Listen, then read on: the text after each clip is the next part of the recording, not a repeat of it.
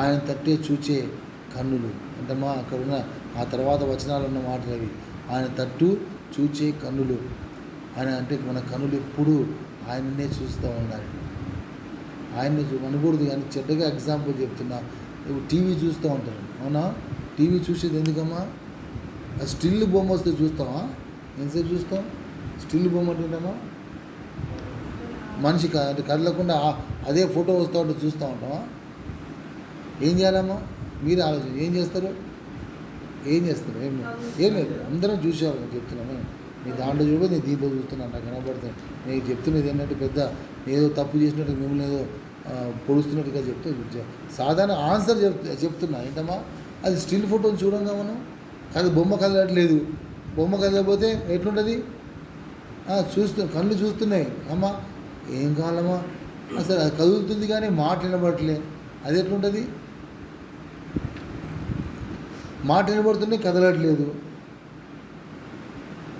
ఎట్లా ఉంటుందమ్మా? చూడు, మన కనులుగా ఉంటుందా? ఎవరిని చూస్తున్నాం అనేది ఇంపార్టెంట్. మనం అంటే అక్కడ దీన్ని చూస్తుంటే ఏమవుతుంది అంటే అక్కడ చూపిస్తున్నాడు ఫస్ట్ ఆఫ్ ఆల్, తర్వాత వినిపిస్తున్నాడు రెండవది, తర్వాత మూడవది ఏంటమ్మా అక్కడ కొంచెం టీచ్ చేస్తున్నాడు, అంటే మనకు బోధపరుస్తున్నాడు. ఎవడాడు? టీవీలో ఉన్నవాడు, అంతే కదమ్మా. వాడు బోధపరుస్తున్నాడు. తర్వాత వాడు చేసే పని ఏంటమ్మా? వాడు చూపిస్తుందే మనం చూడాలి, వాడు వినిపించిందే మనం వినాలి, దానికి తగ్గట్టుగా మనము ప్రతిఫలించాలి, దానికి తగ్గట్టుగా మనము రెస్పాండ్ అవ్వాలి. తర్వాత ఆయన ఏ విధంగా అయితే మనం బోధిస్తున్నాడో ఆ బోధను మనం అర్థం చేసుకున్నానికి ఆ యొక్క దాన్ని మనం చూస్తున్నాం. చూచుట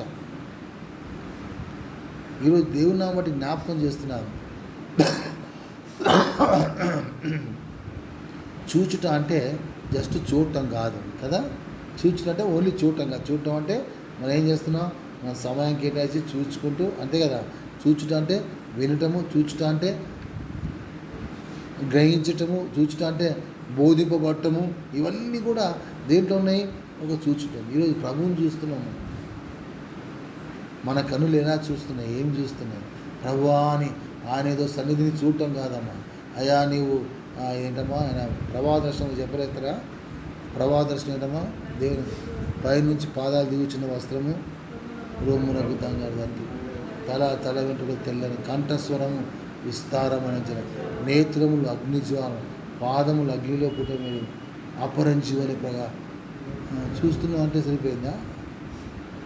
చూసామంటే చూస్తానికేనా? దేవుడు కనపరిచి ఓన్లీ చూసి నీకు చూపించుకుంటానికేనా? నేను ఇలా ఉన్నా, నా రూపం ఉంది, నా ఫిగర్ ఇది అని చూపించుకోవడానికి అమ్మ దేవుడు ఉన్నది. చూస్తున్నామంటే ఆయన ఏం చూపిస్తున్నది ఇంపార్టెంట్. ఆయన కదలికలు, ఆయన క్రియలు చూడాలని దేవుడు చిత్తమవుతున్నాడు. ఆయన ఏ విధంగా క్రియలు చేస్తున్నావు నువ్వు గుర్తించాలి. ఎటువంటి క్రియలు నువ్వు చేస్తున్నావు దాని మీద నువ్వు కాన్సన్ట్రేషన్ ఉంటేనే దాన్ని చూడగలుగుతావు. అక్కడ నడుస్తుంటే ఇక్కడ నాకు చాలా బాధగా ఉంది నేను టీవీ గురించి చెప్పడం కానీ. ఎందుకంటే మరి అట్లా చెప్తేనే మనకు అర్థమవుతుంది. రేపటి నుంచి అది కూడా నిన్ను మనల్ని తీర్పులో నడిపిస్తుంది కాబట్టి చెప్తున్నామా. అటు నడుస్తూ ఇటు చూస్తుంటే అరే సీన్ పోయింది అనిపిస్తుంది. అవును కదా అమ్మ. ఇప్పుడు అటువంటి అది భయంకరమైన స్థితి. ఈరోజు ప్రభువుని చూస్తున్నాం, మన కనులు పక్క తిరిగినట్టు అర్థం ఏంటమ్మా? ఆయన కార్యాన్ని మనము మిస్ అయిపోతున్నాం. ఆయన కార్యాలు మిస్ అవుతాం. దేవుడు చూపించడానికి ఇష్టపడుతున్నాడు, కనపరుచుకోవటం కాదమ్మా. ఆయన చూపించుకోవడానికి ఇష్టపడుతున్నాడు. చూపిస్తున్నాం కానీ ఏం కావాలా? మళ్ళీ వినటం కూడా క్లియర్గా లేకపోతే చూస్తున్నాం కానీ మన చెవులను ఎటు పెడితే వినబడుతుందమ్మా. దాని మీద కాన్సన్ట్రేషన్ చేయాలి. అవునా? అంటే ఏంటి? ఆయన వినిపించే మాటలు వినాలి, ఆయన చూపించే క్రియలు చూడాలి. అమ్మా చూపించే క్రియలు చూడాలి, ఆయన వినిపించే మాటలు వినాలి. ఆయన ఉద్దేశాన్ని బోధించే బోధను మనం గుర్తించాలి. అది చూచటం అంటే.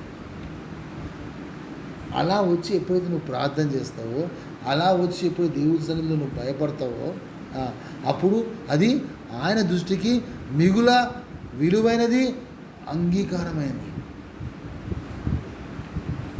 అంతేగా నా ఇష్టం వచ్చినట్టు కాదమ్మా. నీకు తెలుసా ప్రభు అంటే తెలుసు, నువ్వు బాగా తెలుసు. ఆయన పేరేంటమ్మా? యేసుక్రీస్తు. అబ్బా భలే తెలిసే. నా జవాబు తెలుసా? తెలుసు. ఏంటది? యేసు అంటే ఏంటి?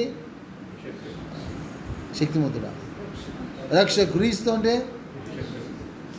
అభిషిక్తుడు కదా. ఓరే భలే చెప్తున్నారే. అంత మటుకేనా? అంత మటుకేనా అమ్మా? అదర్ పార్ట్ ఏది? దాని నెక్స్ట్ పార్ట్ ఏది? దాన్ని ఏం తెలుసుకోవడం ఈజ్ నాట్ ఇంపార్టెంట్ సహోదరుడా. దాన్ని ఏ విధంగా నీ ప్రత్యక్షమైన జీవితంలో నువ్వు దాన్ని అప్లై చేసుకున్నావు ఇంపార్టెంట్. ఎలా అప్లై చేసుకుంటున్నావు ఇంపార్టెంట్. ఎప్పుడో మా తాతల కాలంలో అప్లై చేసుకున్నా అంటే కుదరదు. మా తాతల కాలంలో అప్లై చేసుకున్నా అంటే కుదరదమ్మా. ఇప్పుడు నువ్వు అప్లై చేసుకుంటున్నావా అనేది మనకు ముఖ్యమైనది.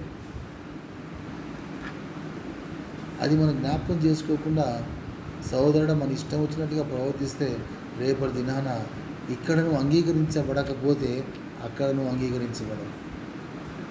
ఆ మాటకి 150% కరెక్ట్గా మాట్లాడుతుంది. ఏంటమ్మా? ఈ దేవుని సన్నిధిలో అనుదినము ఇలా నువ్వు అంగీకరించబడకపోతే, నువ్వు కూర్చున్న విధానం, నువ్వు మాట్లాడే మాటలు, తర్వాత వింటున్న విధానము, ప్రార్థించే ప్రార్థన, శరీర రక్తాలు కూర్చుకునే విధానము, సోదరుడు, ఇవన్నీ కూడా ఆయనకు అంగీకారంగా లేకపోతే he will never accept in to the heaven. పరలోకంలో ఆయన అంగీకరించలేడు. ఎందుకంటే ఆయన గొప్ప దేవుడు, చూపిస్తూ అందరూ చూస్తున్నారని తెలిసి మరి నువ్వు చేసినావుగా ఇది. మరి అందరూ చూస్తున్నట్లు నేను ఎట్లా నిన్ను పిలవగలుగుతా? లోపల ఎవరు చూడట్లేదు అన్నట్టుగా చేస్తే వేరే. అందరూ చూస్తున్నారు. ఎలీషా భక్తులు చూపించిన తర్వాత కూడా అంతమంది, అంత పెద్ద సైన్యం మన చుట్టూ ఆవరించి ఉందని, సాక్ష్య సమూహం మన చుట్టూ మేఘం వలె ఆవరించి ఉందని మనం తెలుసుకున్న తర్వాత కూడా మామూలుగా ప్రవర్తిస్తే, అంగీకారంగా ఉండకుండా నీ ప్రార్థన ఉంటే, అంగీకారంగా ఉండకుండా నీ యొక్క ధ్యానం ఉంటే, అంగీకారంగా ఉండకుండా నువ్వు వింటూ ఉంటుంటే, సహోదరుడా, బోధను అర్థం చేసుకోకపోతే, బోధన అర్థం చేసుకొని నిర్ణయం తీసుకోకపోతే, రేపు రోజున వాళ్ళందరి ముందు మళ్ళీ ఏదైతే చూశారో వాళ్ళందరి ముందు నన్ను ఎట్లా యాక్సెప్ట్ చేస్తాడు? Will you accept? మనల్ని అంగీకరిస్తాడా? ఏమంటాడమ్మా?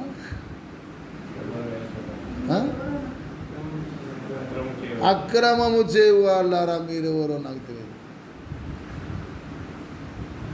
ఎంత ఎక్కడ మనకు సిద్ధపరిచిన ప్రదేశం ఉందంటే ఏంటమ్మది? పాదాల నరకం. పోండి ఎక్కడికి. ఈరోజు దేవుడు మనతో మాట్లాడుతున్న పరిశుద్ధ మాట ఎంతో ఎంతో గొప్ప విషయాలమ్మా. ఆ విధంగా మనము చూస్తూ ఉండాలని, ఆ విధంగా జీవించాలని దేవుని యొక్క చిత్తం ఏంటున్నది. దేవుని యొక్క నామాన్ని బట్టి వందనాలు. ఎన్నో విషయాలు చెప్దాం అనుకుంటున్నా కానీ సహోదరుడా, ఇది మన జీవితంలో సరైన సమయము. ఇప్పటికీ మనం స్పందించకపోతే, ఈ వ్యాధి మన చుట్టూ ఆవరించి దాని యొక్క విశ్వరూపము చూపించబోయే తరుణంలో కూడా తెలుసుకొని కూడా ఇంకా నీ మిగిలిన జీవితమే మిగలలేదు. లెక్క ప్రకారం ఏది? గవర్నమెంట్ లెక్క ప్రకారం మన జీవితం లేదు, బ్లాక్. ఏదో ఉందని చెప్పి ఆశించకూడదు సహోదరుడా. అయిపోయింది అన్నట్లుగానే జీవిద్దాం, అయిపోయింది అన్నట్టుగా జీవితం. ఇస్తే అది కృప యాడ్ చేసుకుందాం. కానీ సహోదరుడా, ఈ జీవితమే గతించిపోతుంది. బ్రిటన్ రాజు ఎవరమ్మా? బ్రిటన్ రాజు అంట. ఆయనకు వచ్చిందంటే ఏంటమ్మా? ఎవరో ఒక పెద్ద వంటగాడు, మామూలు వంటగాడు ఆయన కాదు. అమెరికాలో పోయి గొప్పగా ఆయన వంటలు నేర్పించినాడు. మొన్న వచ్చి మళ్ళీ పోయిన అక్కడ పోయి టక్కని చెప్పి, నీ గొప్పతనం ఏముంది, నా గొప్పతనం ఏముంది అమ్మా? డబ్బులు ఏం చేయవు, లక్షలు లేవు, కోట్లు ఏం చేయలేవు, ఎవరేం చేయలేవు. కానీ ఒకటి సోదరుడా, మనము ధైర్యంగా ఉందాం. కమ్ వాటిని ఏది వచ్చినా మనం దాన్ని భయపడలేము. మనకు కావాల్సింది ఏంటమ్మా? నిత్యరాజ్యం. ఆయన సన్నిధిలో భయపడటం నేర్చుకుందాం, వనకటం నేర్చుకుందాం.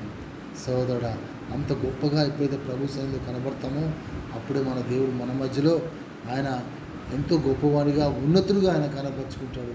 అటువంటి గొప్ప జీవితాన్ని మనం అందరం జీవించి దేవుని కనపరుచుకుంటుకుందాం.